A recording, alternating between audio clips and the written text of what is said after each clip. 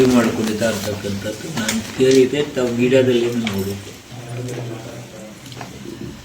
ಆದರೆ ಹೆತ್ತ ಕರಳನ್ನೇ ಇವತ್ತು ಇಲ್ಲಾಗಿದ್ದಾಳೆ, ಮರಳುವಾಗಿದೆ.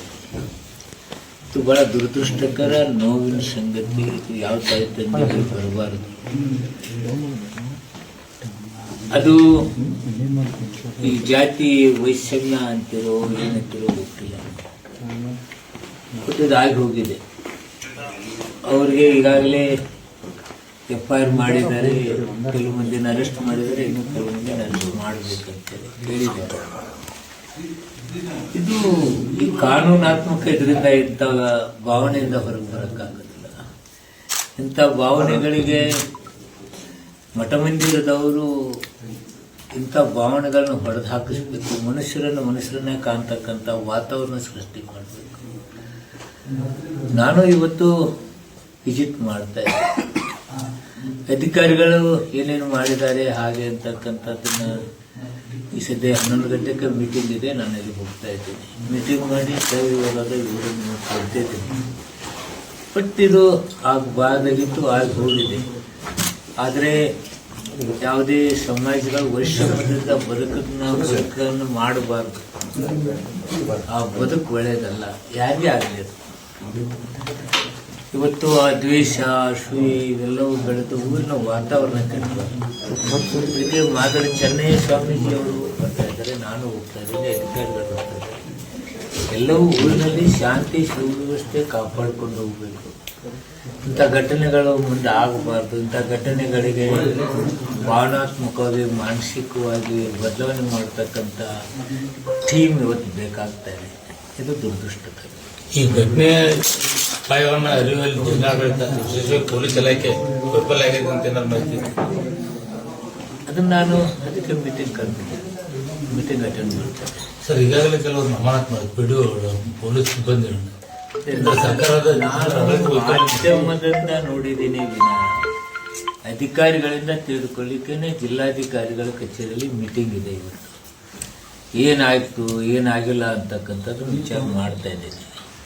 ಅದನ್ನು ಗಮನಿಸಿ ಮತ್ತೆ ಈ ಮೊದಲು ಕೂಡ ಯುವಕ ಯುವತಿಯರ ಸಂಬಂಧಿಕರು ಅವರೆಲ್ಲ ಹೋಗಿ ಪೊಲೀಸ್ ಠಾಣೆಯಲ್ಲಿ ಕೂಡ 2-3 ಸತಿ ಭೇಟಿಯಾಗಿದ್ದಾರೆ ಸರ್. ರಕ್ಷಣೆ ಇರ್ಬೋದು, ಜೊತೆಗೆ ಅವ್ರಿಗಿರುವಂಥ ಭೇದ ವಾತಾವರಣ. ಪೊಲೀಸರು ಎಲ್ಲ ಒಂದ್ ಕಡೆ ಈ ಸಂಧಾನ ಮಾಡೋದು ಅದೇನೋ ಮಾಡಕ್ ಹೋಗಿ ವಿಫಲರಾದ್ರೆ ಅಂತ ಆರೋಪ ಕೂಡ ಇದೆ.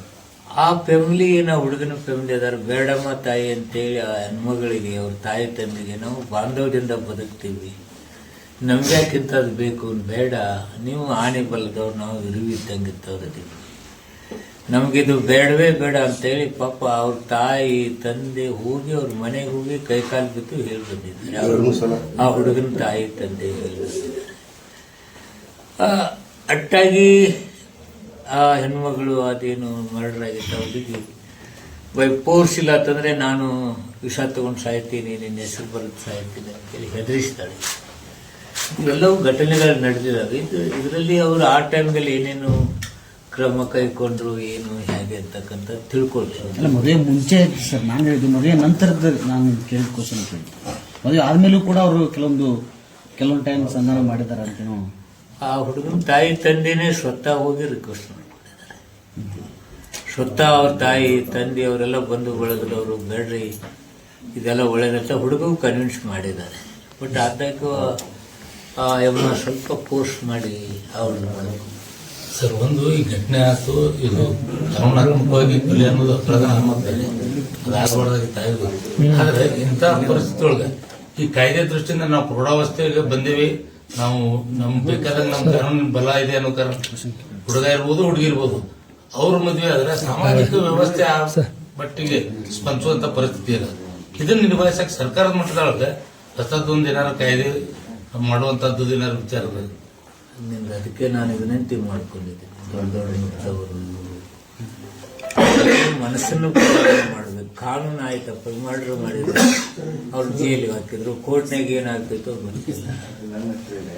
ಇದು ಪ್ರಕ್ರಿಯೆ ಅಲ್ಲ, ಇದು ಮಾನಸಿಕವಾಗಿ ಬದಲಾವಣೆಯನ್ನು ಜಾತಿ ಕಠೋರವಾದಂತ ಸ್ಥಿತಿಗೆ ಹೋಗ್ತಾ ಇದೆಯಲ್ಲ, ಅದು ಹೋಗಬಾರ್ದಂತಕ್ಕಂಥ ಮನವಿ. ನಾವೆಲ್ಲರೂ ಕೂಡ ಇದನ್ನು ಪ್ರಯತ್ನ ಮಾಡಬೇಕು. ನಾವು, ನೀವು, ಅಧಿಕಾರಿಗಳು ಈ ಮಾನವ ಸಂಬಂಧ ಬಂಧತ್ವವನ್ನು ಇನ್ನು ಹೆಚ್ಚಿಗೆ ಪ್ರೀತಿ ಪ್ರೇಮದಿಂದ ಬದುಕಿನ ಕಡೆ ನಾವೆಲ್ಲರೂ ಗಮನ ಹರಿಸ್ಬೇಕಾಗಿದೆ. ನಮ್ಮೆಲ್ಲರ ಕರ್ತವ್ಯ, ನಾನು ಯಾವುದೋ ಒಬ್ಬರದು ಮಠ ಮಂದಿರದವ್ರದ್ದು, ನಾವೆಲ್ಲರದ ಕರ್ತವ್ಯ ಇದೆ. ಆ ಕರ್ತವ್ಯನ ನಾವೆಲ್ಲರೂ ಕೂಡಿ ಮಾಡಬೇಕಾಗಿದೆ.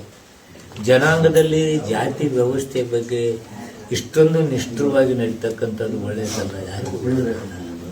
ಸಣ್ಣ ಮಗು ಅದು ನೋಡಿ ಇನ್ನೊಂದು ಮಗು ಹುಟ್ಟುವಂತಕ್ಕಂಥ ಪರಿಸ್ಥಿತಿಯಲ್ಲಿ ಸಾವು ಆಗ್ತಾ ಇದೆ. ಇದಕ್ಕೆಲ್ಲರೂ ಇದನ್ನು ಪ್ರಯತ್ನ ಮಾಡೋರು. ಬರೀ ಅವ್ರು ಮಾಡಬೇಕಾದ್ರೆ ಎಲ್ಲೋ ಒಂದು ಕಡೆ ನೋಡು, ಎಸಿ ಹುಡುಗನ ಮದುವೆ ಆದಳು, ನನ್ನ ಮಗಳು, ಟೀಕೆ ಟಿಪ್ಪಣಿಗಳು ಮಾನಸಿಕವಾಗಿ ಗೊಂದಲನ್ನು ಸೃಷ್ಟಿ ಮಾಡ್ತಕ್ಕಂಥದ್ದು ಇದೆ. ಇವೆಲ್ಲವನ್ನು ಗಮನಿಸಿ ನನ್ನ ಭಾವನೆ ಇಷ್ಟೇ, ಸಮಾಜದಲ್ಲಿ ಈ ಒಂದು ಸಂಘರ್ಷಕ್ಕಿಳಿತಕ್ಕಂಥದ್ದು, ಈ ಜಾತಿ ವ್ಯವಸ್ಥೆ ನಡೀತಕ್ಕಂಥ, ಒಬ್ಬರನ್ನೊಬ್ಬರನ್ನ ಪ್ರೀತಿ ಮಾಡಲಾದಂಥ ಬದುಕನ್ನು ನಾವು ಸಣ್ಣ ಮಕ್ಕಳಿದ್ದಾಗ ನಮ್ಮವರೆಲ್ಲರೂ ಗೌಡ್ರ ಜೋಳ 100 ಕ್ವಿಂಟಲ್ ಆದರೆ ನನ್ನ ಈ ಸಲ 100 ಕ್ವಿಂಟಲ್ ಜೋಳ ಇತ್ತಲ್ಲ, ಅವ್ರು ಕಾರ್ ತಗೊಂಡು ಬಂದ, ನಾ ಕಾರ್ ತಗೊಂಡು ಬಂದೆ ಅಂದರೆ ಅಷ್ಟು ಆ ಪ್ರೀತಿ ವಾತ್ಸಲ್ಯದ ಬದುಕಿರುತ್ತೆ. ಅದು ಇವತ್ತು ಅದೇನು ತೊಡಕಾಗ್ತಾ ಇದೆ, ತೊಡಕಾಗಬಾರ್ದು. ಇದಕ್ಕೆಲ್ಲರಲ್ಲಿ ವಿನಂತಿ ಮಾಡ್ಕೊಂಡು ಇಂತಹ ದುಷ್ಕೃತ್ಯ, ಇಂತಹ ಒಂದು ಮಾನಸಿಕ ಸ್ಥಿತಿ ಮನುಷ್ಯನಲ್ಲಿ ಇರಬಾರ್ದು. ಎಲ್ಲರೂ ಪ್ರೀತಿ ಗೌರವದಿಂದ ಕಾಣ್ತಕ್ಕಂಥದ್ದು ಆಗಬೇಕು. ಈಗ ಆಗದಾಗಿ ಹೋಗಿದೆ. ಮುಂದಾದರೂ ಆ ಶಾಂತಿಯ ಬದುಕನ್ನು ನಾನು ಸಮಾಜದಲ್ಲಿ ತರಲಿಕ್ಕೆ ಪ್ರಯತ್ನ ಆಗಬೇಕಂತಕ್ಕಂಥ ವಿನಯಪೂರ್ವಕ ವಿನಂತಿ ಎಲ್ಲರಿಗೂ. ಸರ್, ಈ ಕೋಗಿಲು ಗ್ರಾಮದ್ದು ಮತ್ತೆ 5 ಎಕರೆ ಡೆಮಾಲಿಷನ್ ಆಯ್ತಲ್ಲ ಸರ್, ಅವ್ರಿಗೆ ಮತ್ತೆ ಮನೆಗಳು ಕೊಡ್ತೀವಿ ಅಂತೇಳಿ ಸರ್ಕಾರ ಹೇಳಿದೆ. ಕೇರಳ ಸರ್ಕಾರಕ್ಕೆ ವೇಣುಗೋಪಾಲ್ ಅವರು ಹೇಳಿದಾರೆ ಸರ್. ಟಿವಿಯಾಗ ಅಷ್ಟೇ ನೋಡಿದ್ದೀನಿ. ಅಲ್ಲ ಸರ್, ಪಾಕಿಸ್ತಾನ ಟ್ವೀಟ್ ಮಾಡುತ್ತೆ ಸರ್ ಇದು ಪರವಾಗಿ. ನನಗೇನು ಗೊತ್ತಿಲ್ಲ, ನಾನು ಮಾತಾಡೋ ಸರಿ ಅಲ್ಲ ಸರ್, ಈ ಮುಸ್ಲಿಂ ಮೂಲಕ್ಕೆ ಮಾಡ್ತಿದೆ ಅಂತೇಳಿ ಬಿಜೆಪಿ ಸರ್ಕಾರ ಆರೋಪ ಮಾಡ್ತಾರೆ. ಅವ್ರೇನು ಆರೋಪ ಮಾಡ್ತಾರೋ ಅದು ಗೊತ್ತಿಲ್ಲ, ಇದೇನಾಗೈತು ಗೊತ್ತಿಲ್ಲ. ಗೊತ್ತಿಲ್ಲದ ವಿಷಯ ನಾನು ಮಾತಾಡೋದು ತಕ್ಷಣ ಗುಡ್ ಅಲ್ಲ ಸರ್. ಯುವಕರು ತಂದೆ ತಾಯಿ ಮಾತನ್ನು ಪಾಲಿಸುವಂತ ಏನಾರು ಚಂದ ಸರ್. ಯುವಕರು ಈಗ ವಯಸ್ಸಿಗೆ ಬಂದ ತಕ್ಷಣ ತಂದೆ ತಾಯಿಗಳು ಮಾತಾ ಕೇಳ್ತಾ ಇಲ್ಲ. ಈ ರೀತಿಯಾಗಿ ಅನಾಹುತಕ್ಕೆ ಕಾರಣ ಆಗ್ತವೆ. ಅದನ್ನೇ ಮಾನಸಿಕ ಸ್ಥಿತಿ ಇವೆಲ್ಲ ಬದಲಾವಣೆ ಮಾಡ್ತಕ್ಕಂಥದ್ದು ಆಗ್ಬೇಕು. ಎಲ್ಲರೂ ಕೂಡ ಮಾಡೋಣ ಅಂತೇಳಿ ಸರ್. ಈಗ ನಿರಂತರವಾಗಿ ಸಿಎಂ ಬದಲಾವಣೆ ಅಂತ ಚರ್ಚೆ ಆಗ್ತಿದೆ ಸರ್. ಮತ್ತೀಗ ಸಂಕ್ರಾಂತಿ ಆದ್ಮೇಲೆ ಸಿಎಂ ಚೇಂಜ್ ಆಗ್ತಾರ ಅನ್ನೋ ಮಾಹಿತಿ ಇದೆ ಸರ್. ಅದೇನಾದ್ರು ಈಗೇನಾದ್ರು ಮತ್ತೆ ಚರ್ಚೆಗೆ ಏನಾದ್ರು ಬಂತ ಸರ್ ಅಂತ ಪೇಪರ್ದಾಗ ನೋಡ್ತಾ ಇದ್ದೀನಪ್ಪ. ನನಗೇನು ದಿಲ್ಲಿ ಮಾಹಿತಿ ನಿಮಗೆ ಮಾಹಿತಿ ನಾನು ಕಾಂಗ್ರೆಸ್ ಏನ್ ಬದಲಿಗೆ ಮತ್ತೊಬ್ರು ಅಂದ್ರೆ ಡಿ ಕೆ ಶಿವಕುಮಾರ್ ಅವರು ಮುಖ್ಯಮಂತ್ರಿ ಆದ್ರೆ ನಿಮ್ಗೆ ಒಪ್ಪಿಗೆ ಇದನ್ನ ನಾನು ಒಪ್ಪೋದು, ನಾನು ಹೇಳೋದು, ನಾನು ಹೇಳೋದು ನನ್ನ ಒಪ್ಪಿಗೆ. ನಾನು ಪಕ್ಷದ ಸಿಪಾಯಿ. ಪಕ್ಷದ ಸಿಪಾಯಿಲಿ ನಂದು ಅಭಿಪ್ರಾಯ ಹೇಳೋದು, ಇವ್ರ ಅಭಿಪ್ರಾಯ ಹೇಳೋದು, ಇದು ಅಭಿಪ್ರಾಯ ಹೇಳೋದು ಎಷ್ಟು ಮಟ್ಟಿಗೆ ಒಳ್ಳೇದಾಗತ್ತೆ?